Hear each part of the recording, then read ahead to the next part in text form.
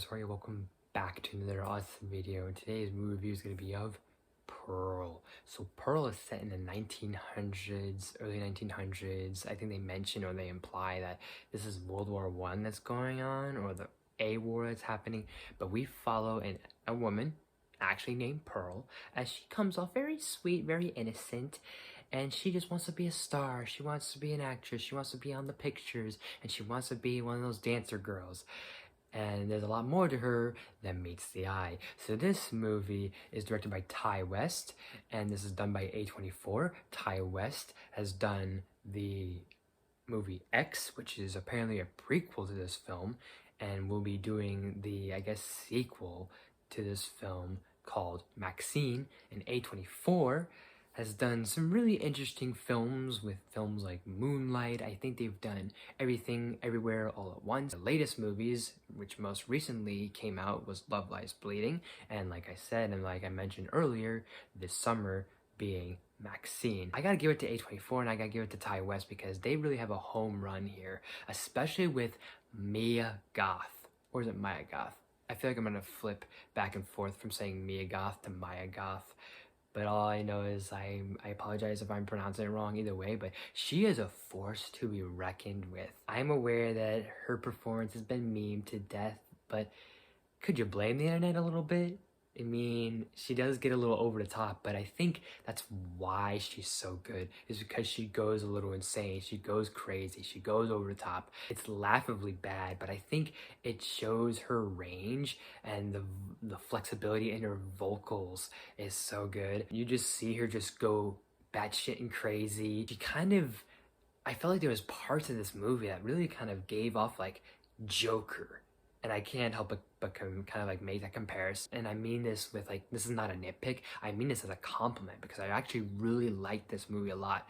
But I feel like this does have some elements or kind of feels a little bit like Joker, where you have this person that started off very like just your average person that has big hopes, big optimistic dreams, and then those dreams are just shattered after one bad day. And after that one bad day, that person just snaps and just goes hog wild and just goes loose and just goes nuts. Very similar to Joker. Todd Phillips, Joaquin Phoenix's Joker. I actually really like that she went over the top. She went crazy, both in that hilarious situation, but also I really actually loved that she did go crazy. But I also really loved this really great monologue she gives where she's just very soft-spoken, very monotone, and she's just so broken. And I was like, wow. I was like, you know, like, you're not supposed to like this character because of how sadistic she gets, but this one crucial moment, you're like, wow. You strangely kind of feel bad, but you're not supposed to. That's the problem. Everyone else does really a great job. I also really want to shout out that David Cornsweet is in this. The future Superman is in this movie, and I didn't know that, and I actually think he was incredible. And everyone else does a really good job and a really great job. And also shout out to the actress who played Mitzi, the best friend, or actually it was the best friend slash sister-in-law to Pearl. But this movie really, like, the performances, the highlights for me, the acting was, for me, that was carrying on their shoulders was Maya Goth and David Cornsweet, but specifically, of course, Maya Goth.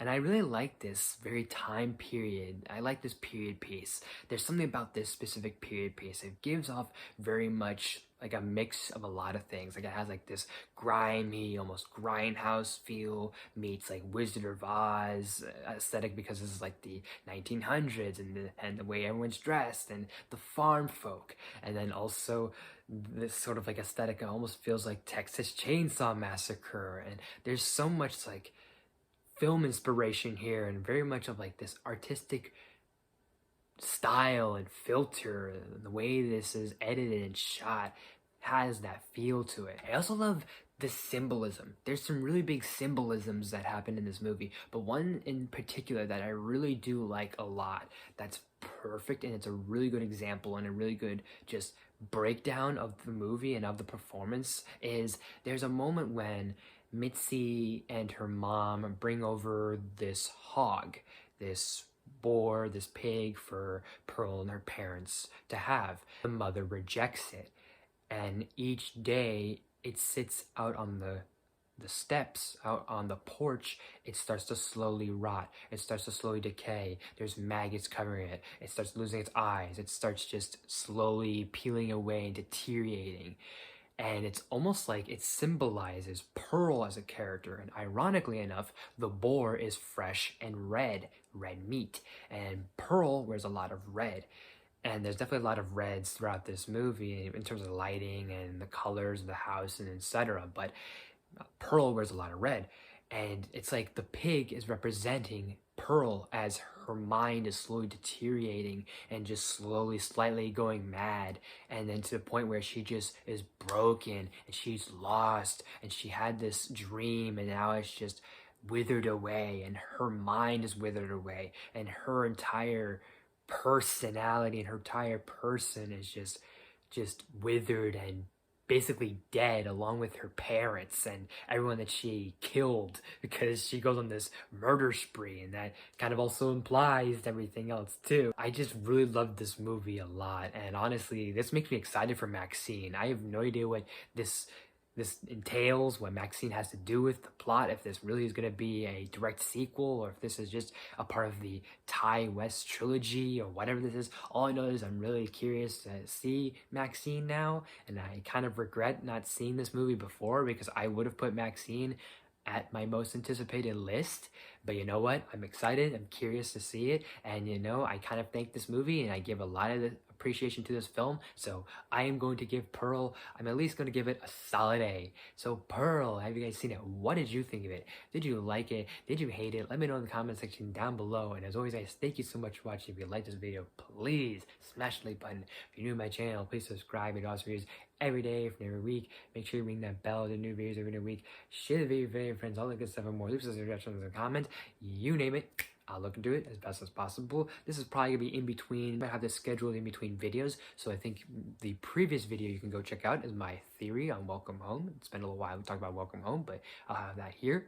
And I think there'll be another video after this, which you guys will talk about. When you guys will see it, it's something has been hotel related, because I'm hoping by the time we get to April, because this is March me pre-recording this for April, I'm hoping by April I've done maybe a stream talking about Hazbin Hotel, or maybe I was able to upload my review for Hazbin Hotel. Either way, that might be in the month of April, but there will be something Hazbin Hotel related after this video. So look out for all sorts of stuff and more. So thank you guys so much for watching, and I'll see you next time.